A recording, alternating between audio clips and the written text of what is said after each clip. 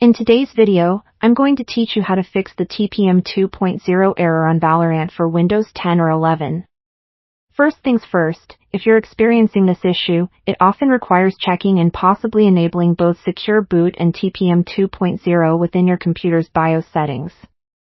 To start off, you'll want to ensure that your system actually supports these features. To verify, let's go ahead and check if Secure Boot is active on your machine. Press the Windows key, type in Sinfo32, and press Enter. This opens the System Information window. Here, you'll need to focus on two key details, the BIOS mode and the Secure Boot state. The BIOS mode should read UEFI, and the Secure Boot state should be listed as on. These indicators confirm that Secure Boot is properly set up. Next, let's inspect TPM settings by pressing the Windows key again, typing tpm.msc, and hitting Enter. This action opens the TPM Management Console.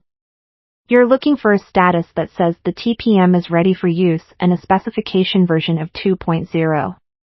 If either Secure Boot or TPM 2.0 appears to be unsupported or not enabled, you'll need to consult your motherboard's documentation or visit the manufacturer's website for guidance on enabling or verifying support for these options. Assuming your hardware supports these features, the next step is accessing the BIOS. When your computer starts, pay close attention to the screen, which briefly displays how to enter the BIOS or UEFI settings. This usually involves pressing a specific key like Delete, F2, or F10, but it can vary by manufacturer. Once inside the BIOS settings, your mission is to locate where Secure Boot and TPM settings are hidden. These might be under tabs like Security, Boot, or Trusted Computing, so you'll need to browse around a bit. With both settings identified, make sure to enable Secure Boot and TPM 2.0.